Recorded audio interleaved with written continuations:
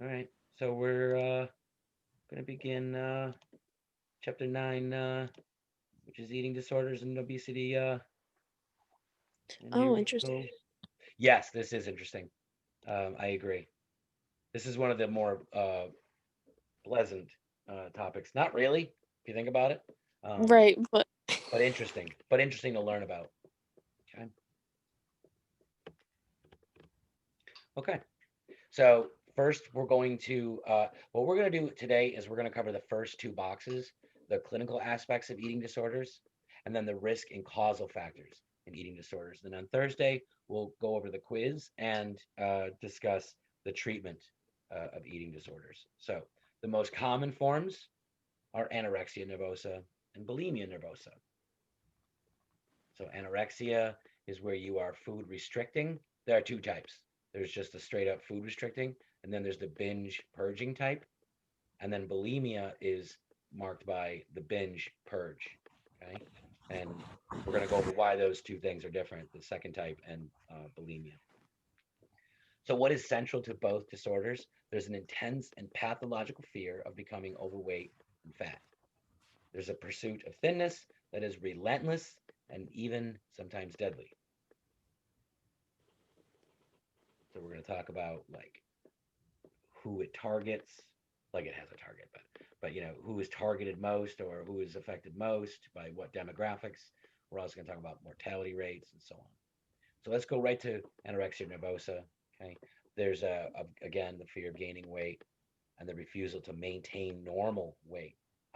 So here's the difference between anorexia nervosa and bulimia nervosa, and that is people diagnosed with bulimia nervosa appear normal in weight. They appear normal and maybe even slightly overweight. But people diagnosed with anorexia nervosa are severely underweight. And the two types are restricting, meaning you're food restricting, you're not eating.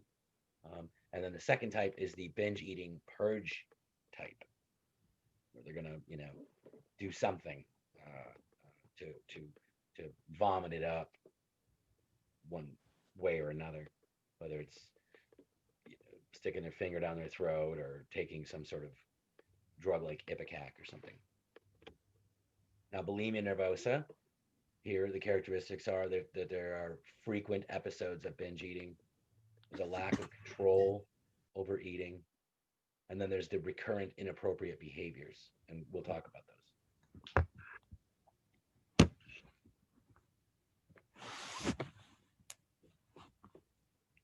And stop me if you have any questions. okay. Okay, so with bulimia, there's restricted eating motivated by a desire to be thin. There's binge eating or eating restricted foods, things that you shouldn't be eating. And then there's vomiting, excessive exercise, use of laxatives, and this is just a cycle that keeps right on going. Okay, so we call the vomiting, the excessive exercise, the laxatives, which laxatives, I think you all know, they make you poop. Okay, um, and the we call these compensatory mechanisms,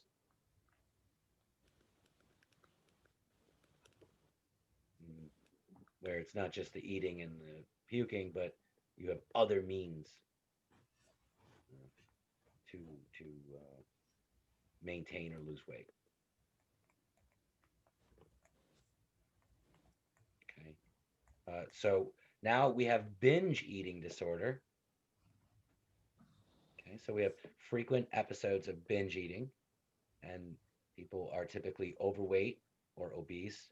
But with this, there are no compensatory mechanisms. There are no compensatory weight loss behaviors. They just binge eat, and that's good enough. I'm not doing any sit ups.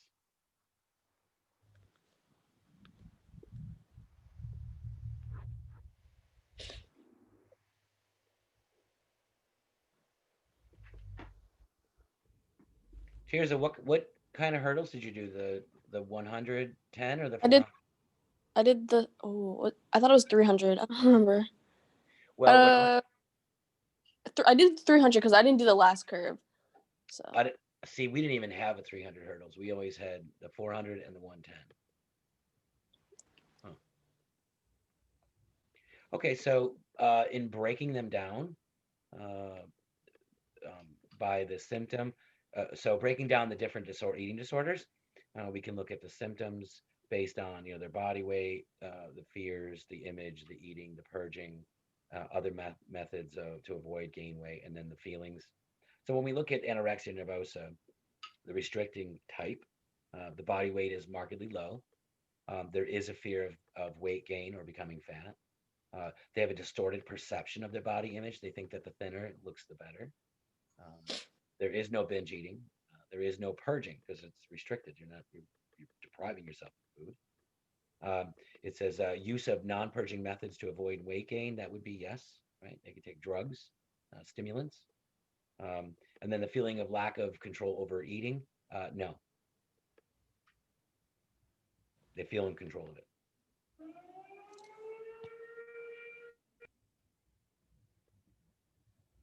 It's it. It's the purge.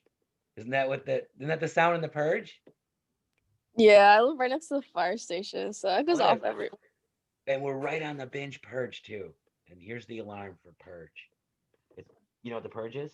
You do? I've never even seen it, but I know of it. We should watch it. You want to watch it tonight? Mommy can make popcorn.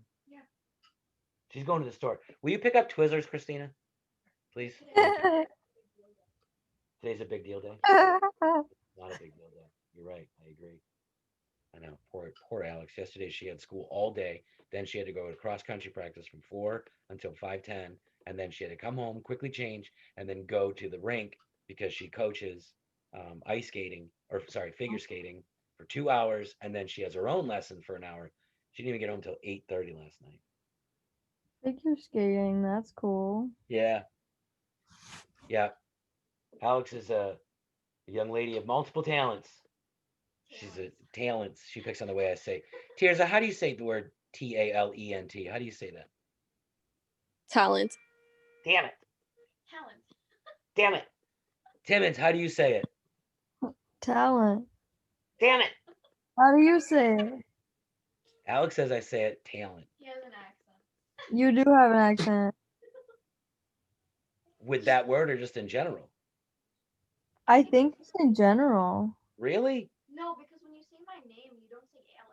No, I say Alex. That's true, but I feel like some words you definitely say Yeah. like Yeah. I don't know. I don't. I'm from Western New York, and you guys are from Northeast. Yeah. Yeah, Alex. Hey, Alex, let's go play a game. All right. Anyway. All right. So the binge purge type for anorexia nervosa. Again, the body weight's markedly low.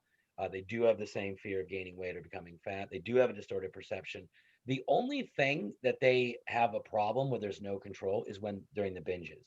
So it's basically the same thing as anorexia nervosa, but they just don't have that control when it comes to the binging.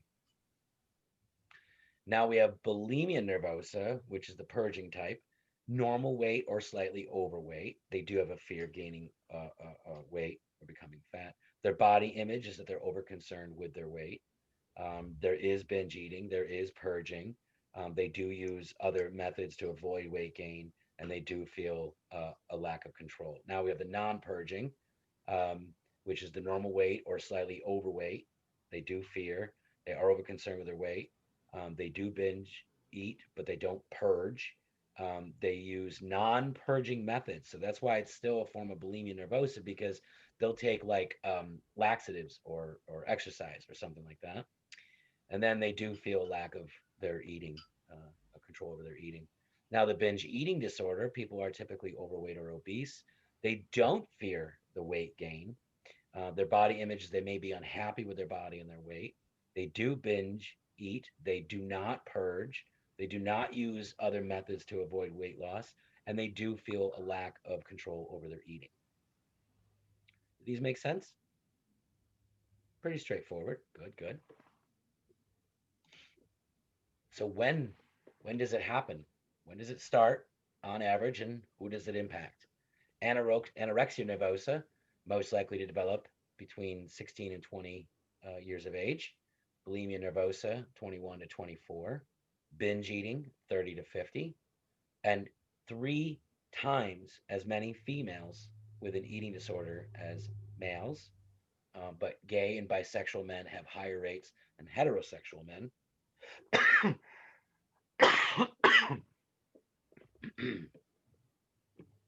Did you eat all your ravioli? That was quick. Those are the little ones. Which ones do you like better, little or the big? Or don't you care? Little ones feel like normal size. They're like big ones are like I'm not even like this square. Yeah, those are round though too, right? Weren't they? Yeah. Oh, they were rectangular? Oh, I thought they were round. So now the prevalence of eating disorders, the U.S. lifetime. So in any given person's lifetime, there's about a 3.5% chance in women and 2% chance in men. Prevalence for a binge eating disorder in obese people, 6.5 to 8%. The lifetime prevalence of anorexia nervosa is about just under 1% in women and about 0.3% in men. The U.S. lifetime prevalence of bulimia is around 1.5% of women and 0.5%. Okay, so basically what we're looking at is for everything related to anorexia or bulimia, it's going to be about 3 times as many women impacted as men. Okay, so some medical complications of eating disorders. Now we're looking specifically at anorexia nervosa. So what are some things that can happen to these people medically, physically, right? Well, starting with the mortality rate for people with anorexia, it's more than 5 times higher than the mortality rate for young females, 15 to 34. 5 times. They have thin and brittle hair and nails. They have dry skin. They have something called lanugo, which are these fine little hairs that show up on the face, neck, arms, back, and legs. There's a yellowish tinge to their skin, especially on the palms of their hands and the bottoms of their feet. They don't do well in cold temperatures. They often feel tired, weak, dizzy, and they may faint. They have thiamine deficiencies that may lead to depression and cognitive impairments, like the ability to concentrate. People can die from heart arrhythmias. They can be dehydrated. They get electrolyte imbalances. So we're talking about the potassium, calcium, and sodium. This can lead to kidney damage as well, damage to the bowels, the gastrointestinal tract due to excessive laxative abuse. So it's just wreaking havoc on the body.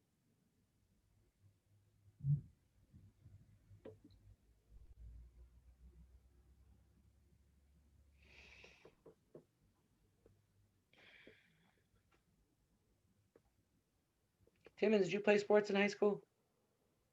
I did gymnastics. You've told me this so many times. All right, well It's then, go ahead. What? it's a weird sport to remember. It's not as common as what It's not as Yeah. common where I came from. So can you remind me, if you didn't tell me already, what your events were? Because there are events, right? Yeah, I did everything. We did everything. Yeah. What was your favorite one?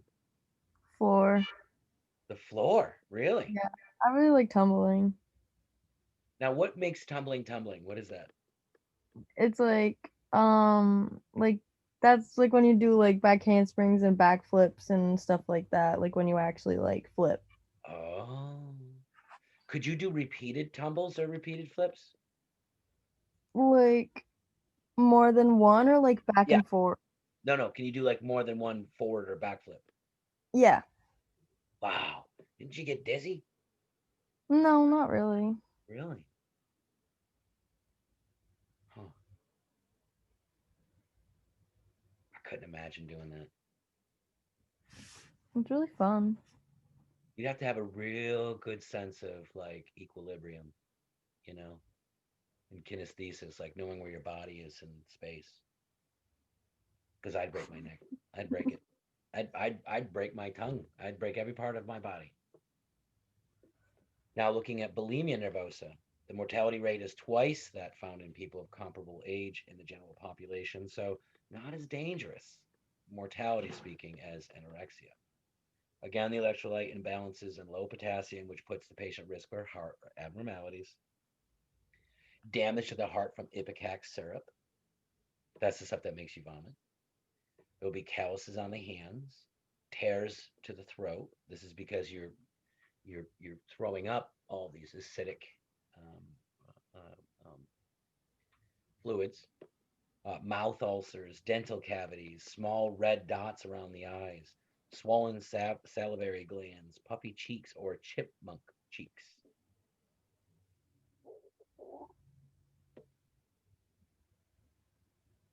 I had this one student who I saw, I'm just going to say her, saw her and taught her or whatever, had class with her, is what I like to say. And she was um, she was not overweight per se, but then like she finished the course or whatever, and then she disappeared. And then like a year later, she was in a class again, and she looked completely different, and she had lost so much weight, uh, almost emaciated looking. And so I almost, and it sounds silly, but I almost didn't recognize her. I had the only way I could recognize her when I first saw her again was I saw her eyes, and her eyes were the same shape and the same color and the same eyelashes, so I could recognize the eyes. But everything else looked so, for lack of a better word, sunken. And so I was like, "Oh my God, you you you've changed in a year." And she was very happy, and I'm like, and so I quietly pulled her aside. I said, "Is everything okay? I mean, are you healthy?"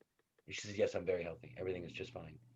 And she convinced me that it wasn't related to an eating disorder, um, or I should say, let me say this: she convinced me to not push it any further because that's her business. Okay, but I can't help if I see someone potentially uh, going through something that could be very damaging. Um, I can't help but ask. So I don't know. I honestly I don't know if she had developed an eating disorder or not, but I do think of her. I worry about her.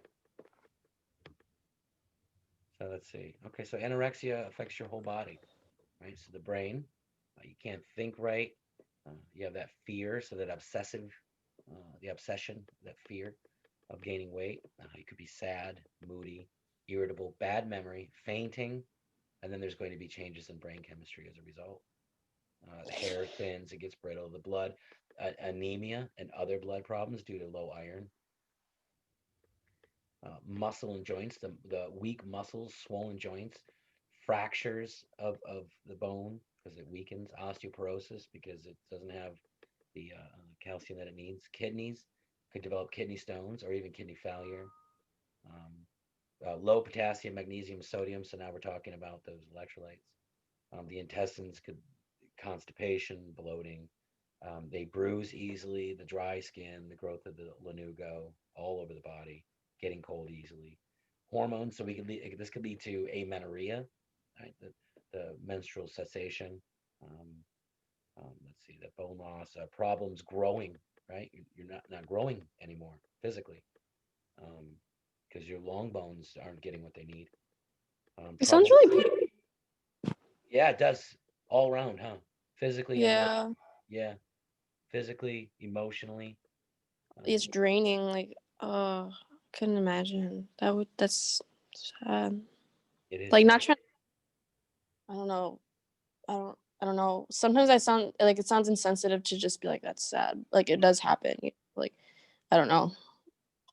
But I disagree. I think it sounds very like I sensitive. say that okay because I don't Yeah. know. I thought No, that's not insensitive at all. That's saying you give a crap. I mean, what's right. wrong with that? It is sad. It's terribly sad. Yeah. Depression's sad. Anxiety's sad. You know, it's all sad. Um, so pregnant, you have troubles getting pregnant because your hormones aren't running like they're supposed to. If you are pregnant, you have a higher risk of miscarriage.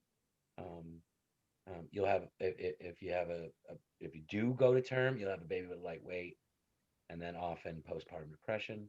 And then we know with the heart, low blood pressure, slow heart rate, fluttering or heart palpitations, and potentially heart failure. So we know that suicide is high among anorexics. The long-term prognosis for bulimia is relatively good compared to anorexia. We're going to talk about the remission rates, meaning going to normal. High rates of clinical remission for binge eating disorder. Okay, so individuals with anorexia are 18 times more likely to die by suicide than comparably aged women. Studies of patients with anorexia nervosa indicate that even a series of treatment failures, even with that, it's still possible for them to become well again. The long-term prognosis for bulimia nervosa tends to be quite good, with high rates of remission.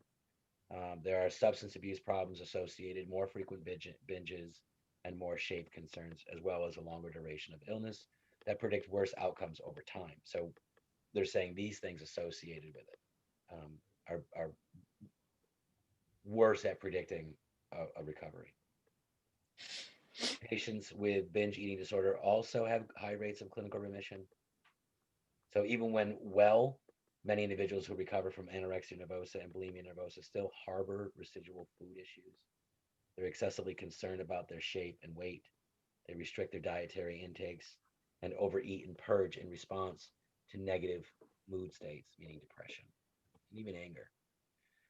So they found that in one study, a long longitudinal study, so it means over a long period of time with the same individuals, they found that after 21 years, people diagnosed with anorexia, 51% fully recovered, 21% partially, 10% not recovered, and look at 16% no longer alive. Damn. People with bulimia, 70% in remission after 11 to 12 years. Binge eating, 60% in remission after 6 years. So it's saying basically, better outcomes, but takes longer. Okay, the idea. So now there's a diagnostic crossover, meaning there's some comorbidity. Oh no, I'm sorry. Crossover, as in like they can move from one eating disorders to the next. Sorry, we're going to talk about the comorbidities soon. So it's bidirectional transitions between two types of anorexia. What does that mean? It means that some people will go from anorexia type 1, the restricting, and move on to the purging, the binge purging type, and vice versa. So they kind of just swap off. We'll go this one to this one. There is a shift from anorexia to bulimia. We'll see that. There are few transitions from bulimia to anorexia. So essentially what that means is that once you start the bulimia, the bulimic sort of eating disorder, where they get the binging and the purging, it's rare that you will food restrict yourself. There's no shift from restricting anorexia to bulimia. Okay, so there's no shift from binge eating to anorexia or anorexia to binge eating disorder either.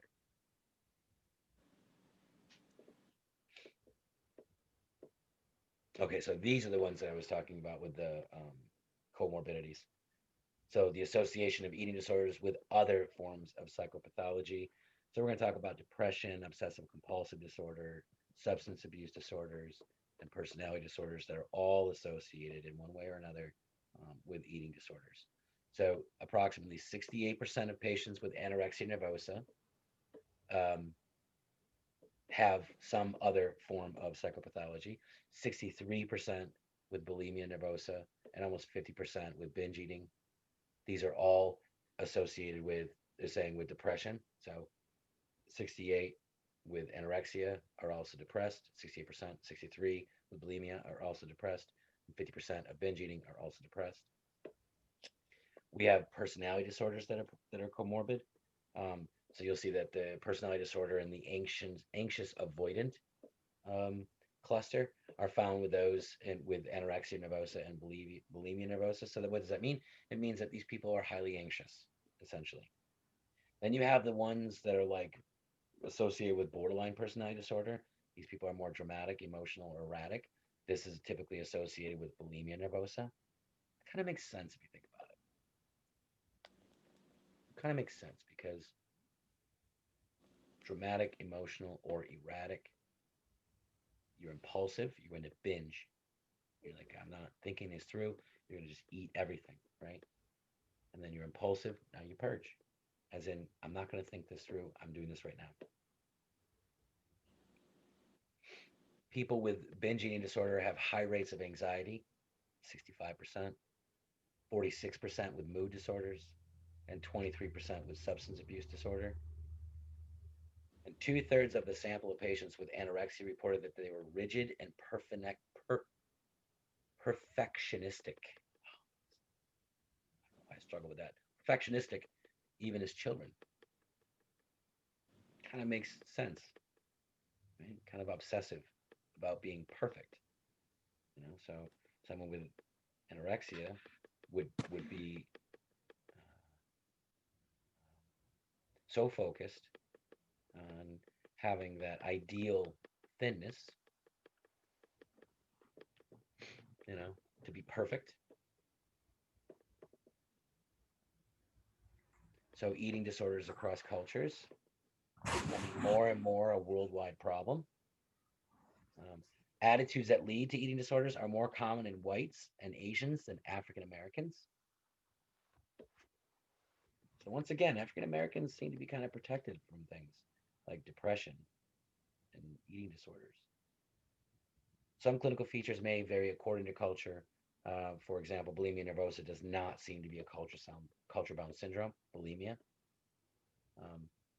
That's seen worldwide, this binging, purging type, whereas anorexia nervosa is more associated with Western cultures. This is because of TV. So what are some risk factors? What are some causal factors? So we're going to look at the biological, the sociocultural, the familial, and then lastly, individual risk factors. So biological factors, right? So we do see these things run in families. We're going to look at different parts of the brain and see that when there's brain damage to the frontal or temporal lobes, are more likely to develop an eating disorder. We're going to talk about the set point theory, where the body wants to maintain a particular weight. And lastly, there seems to be some sort of serotonergic functioning abnormality. Because remember, serotonin, it does regulate our appetite. That's true. It does have an impact on our sleep and our mood. That's true. But if you think about it, serotonin is what I want more than anything else. I want you to associate the word content, like being content, being satisfied. That's what serotonin does. Because if you're satisfied, you're not going to be reaching for food that you don't need, right? You're not going to feel depressed. You're not going to have a problem sleeping. So looking at the genetics, right?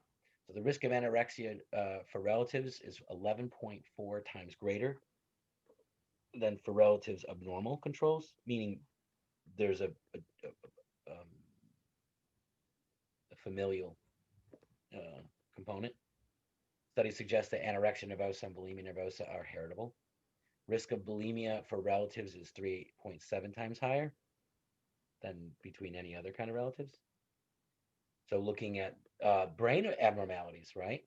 The role of the hypothalamus, in addition to the other ones I was talking about earlier, which we'll talk about in a second. But the hypothalamus, there's a problem with that. Remember, the hypothalamus is responsible for what? Do you all remember what the hypothalamus does? It controls the Tirza? The like right. Okay, The so neurotransmitter. it Like has an impact on what neurotransmitters are being released and all that. You're absolutely right. But we say that the hypothalamus controls the 4 F's. Do you remember what the 4 F's are? no. One of them is eating, so it's feeding, fighting, the fleeing. Oh, I was gonna say fear, but I didn't know if that was That's the fleeing. Yep. okay. Yep. And then there's one more F.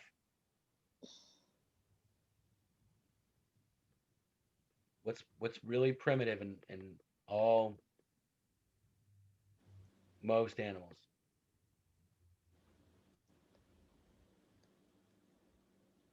Fricking. Oh, Yep. I'm 4 just F's. Feeding, the fighting, the fleeing, and the fricking. Right. So there's something to do with the hypothalamus, though. There's There are areas specifically identified, these nuclei, which are cluster of cell bodies, that if you damage one area of it, it leads to overeating. If you damage an area that's right next to it, it leads to undereating. There's something going on there. Again, the set point, the idea that our body, once it reaches a certain weight, it wants to defend that weight. That's why dieting is so difficult, because the body has like somewhat of a fat memory and says, no, no, no, no, no. This is how much weight we want to be. And that benefited our ancestors when we weren't sure when our next meal was. But we've evolved out of that. No, that's not what I meant. We have not evolved out of it, but we have culturally, or we have what's the word I'm thinking of? We have our society has developed, right? What's it? Industrialized, right? Where we have access to food. You get the idea. Okay. So now serotonin. Do you understand what the set point theory means now? Does that make sense? Um. Okay, I didn't think I did a good job. Okay, so here's the idea that okay, so let's say someone weighs 130 pounds and Thanksgiving comes up and Christmas and New Year's, right? Oh, you gained, let's say 8 pounds, right? The body, specifically the hypothalamus, is always tasting the blood and saying,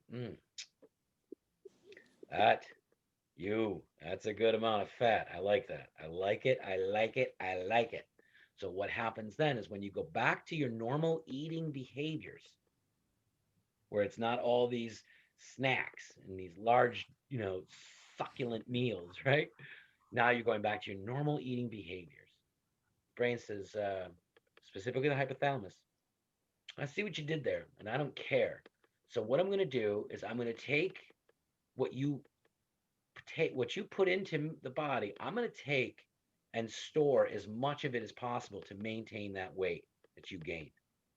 Okay. Now, prior to this weight gain, the hypothalamus was tasting your 130-pound body and going, this is good. So when you would eat your normal amounts of food, it would say, I only need to maintain this weight so I can get rid of all the excess. Literally, poo and pee it out. I'm not going to store it. There's no need to. But once you gain weight, hypothalamus goes, I like that extra 8. I like it. I like it. So you can do whatever you want to diet. I'm going to take everything you put in and I'm going to go right into storing mode just to maintain that weight. That's the set point theory. The idea that your set point, your set weight will, once it's shifted up, I don't know if this is up for you or not. Up, I guess up. Is that up for you? Is this moving up? It doesn't matter. Once it moves up, it wants to maintain it. That's your new ideal weight. Does that Going make sense? to the left for me. What? You sound like Megatron. What? So I think I don't know. You're cutting in and out. I don't know what their deal is, dog. I don't understand. Yeah, I'm really lagging. Okay, now you got it though. I can hear you now. What was your question? Okay. My question? Was it me? I'm lagging really bad. Yeah, but somebody was talking. Who was talking? Was it Timmons? I thought it was me. I don't know. Tirza. Oh my God. All right. Tirza, you don't even know if you were just talking or not? Well, I do, but I didn't know if you could hear me because I was lagging out so bad. So I don't know anything that if you guys said anything. So No, I don't know what you. Oh, I'm moving on. I don't care. okay. You don't have a question, right? Good. All right. No, I don't have a question. Got it. Now on to serotonin, right? The neurotransmitter that is implicated in obsessionality, mood disorders, impulsivity. Aha! Impulsivity. Acting before thinking. It also modulates appetite and feeding behavior. So they're investigating the role of serotonin in eating disorders, and that's still an active area of research. So now we come to the sociocultural factors, right? So we have these media-related idealized extreme thinness. Uh, um, so you look in, on TV or in magazines or on the internet or in movies, whatever. You see all these actors and actresses and pop stars of whatever, whether they're musical or some other form of whatever, and then thin, right?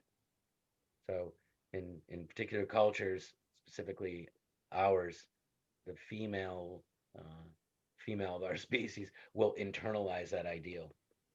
Right? They'll take it on and say that's what it really means to. That's what it really looks like to be healthy. And then in our culture, again, because we're Western, individualistic, competitive, standing out, right? We will value thinness. So before I go into the next slide where it identifies the individual risk factors based on demographics, let's see if you can guess. I'll start with Timmons. Which gender do you think has a greater risk factor for developing an eating disorder? Female. Okay. Tirza, what is the age?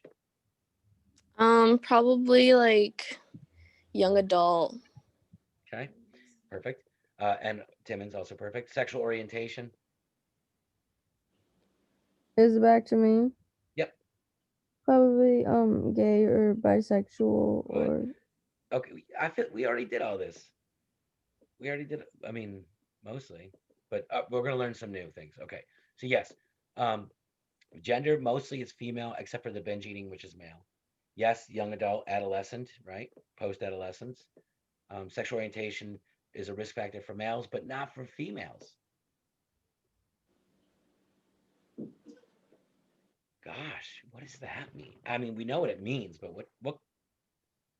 why?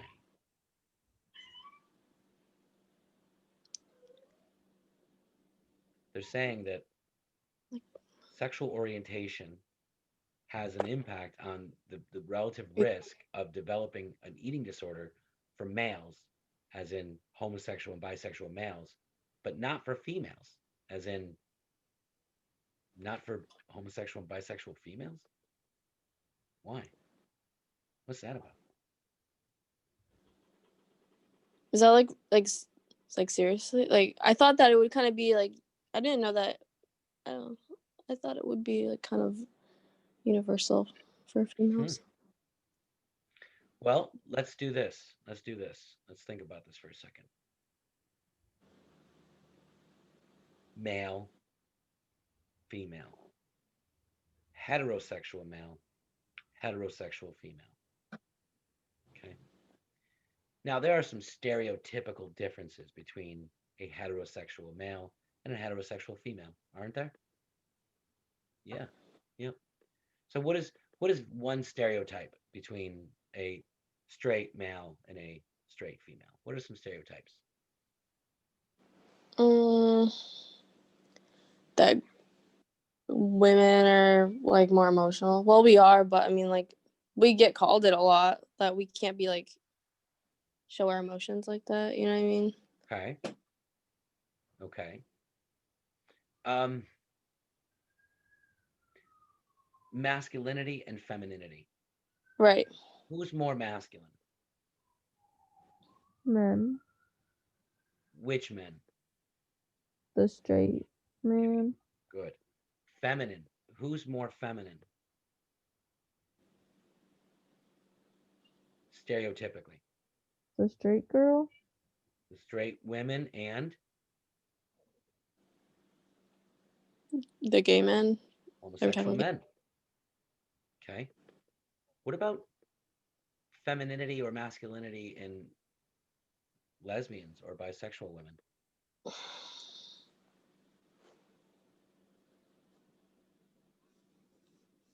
I mean, I guess it depends. I guess there's two different. I don't Yeah. really. Yeah. Yeah. Because there is no let's say this, there is no universal all gay men are more feminine than straight. That is not true. And all straight men are more masculine than gay. That is not true. Right? Hmm. But the stereotype is that gay men are more feminine than straight men. And the stereotype is that gay women or lesbian women are more masculine or less feminine than straight women. You struggle, I don't don't know. you? Look, Yeah. I guess look at it different because I have friends that are like are lesbian and bisexual, and they don't seem like any more like they don't really seem masculine. So I guess I didn't really look at it like that then.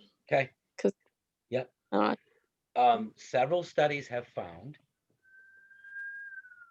that lesbian women are more likely than chance would predict to be short, overweight, undereducated,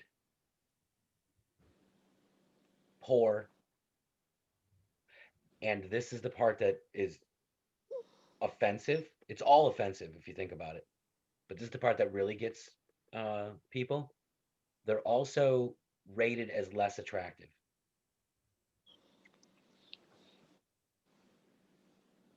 In In studies. now in Yes, studies or in studies. So, what does that mean? See, here it gets, it's so, here's a, this should really start to resonate with you soon as we get through this conversation. This should start to, okay. it should really start to make sense, honestly. And the reason why I say that is because you were so intrigued by the naked ape Hmm. that you went to this whole level of understanding it that is at a, it's a very advanced level of understanding the function, the purpose, the cause, the benefit, okay, to the species, and how it physically changed us, how it changed us over time. So, what this speaks to, and this is what the authors of these studies have concluded, is that it's due to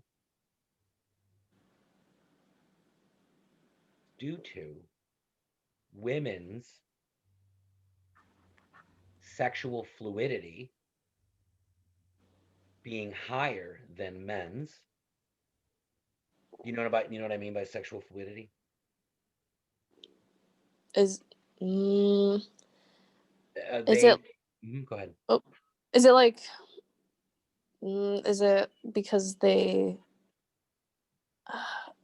I don't know. I Okay, don't want to. okay, that's fine. That's fine.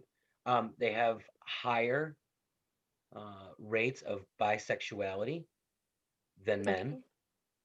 They have more sexual fantasies of homosexual experiences than men.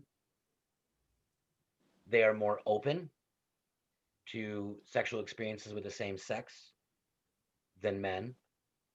Now, are these culturally influenced? You betcha.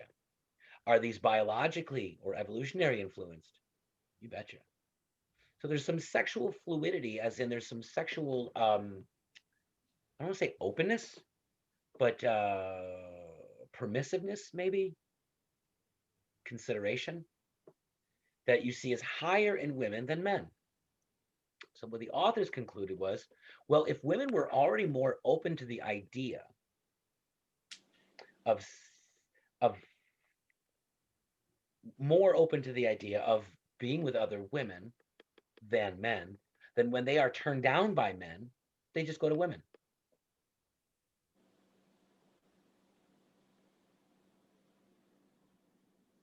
That was what the studies concluded. Yeah. They didn't Now, choose. we are not. Oh, no, no, no, no. See, that's the point. That's the point. And you're right, Tirza. They didn't choose to be anything. You're 100% right. They didn't. We're not talking about, first of all, lesbians. We're Right. talking, we're talking about bisexual women. And when we are bisexual, we do choose if we are with a man or if we are with a woman. We do. We didn't choose to be attracted to both, but we do choose, right? Just like Mhm. lesbians, we didn't choose to be attracted to women or gay men. We didn't choose to be attracted to men, right? Right. So, what do you think of that study or those studies? So I thought, okay, well, the way you were describing it, it was kind of like I thought you meant like just lesbians or No, people that like, no. okay, so that Okay, it makes more sense now Good, good, that was good. cleared up. I was like, that was really me. Yes. And in the study, they found that most of these women had heterosexual experiences uh, with men, I'm saying, and then ended up with women. So I don't know. Anyway, something to How think long ago was that? Do you know how long ago that was? about. I found that I believe I want to say like 3, 4, at the most 5 years ago, Yeah, they and, should do that studies again. and that was well, that's relatively recent. Oh, I mean, if we were talking about like the 90s, that's a whole generational. We're talking about within this generation. what do you know? Like, is it like the age range was just like kind of, I don't recall, but it would have to be something along the line. No, it wouldn't have to be anything. I don't or recall. yeah, Um, that's weird. the article, I know I printed it out, and the article was in my office, but I haven't been to my office literally since March 13th of last year, so or of Wow. this year, of this year, of this year. But yeah, do you find it interesting? Yeah, yeah. Oh yeah. Okay, Timmons, do you find it interesting? Yeah. And by the way, just because that's what the study or the authors found doesn't mean it's right. It just Hmm. means that that's what they found. Yeah. They use like different like demographics too and stuff. So. Yeah, you bet. Mm. You bet. Who who the members or the subjects are in your study makes a huge difference. You're absolutely right. Yep. Okay. So yes, those who internalize the thin ideal, those who are perfectionists, those who have a negative body image, those who diet regularly, those who have a negative emotionality or high in neuroticism versus emotional stability, and those debatable who had experiences with childhood sexual abuse. Okay, that's it. I'm going to stop sharing. I'm going to stop recording.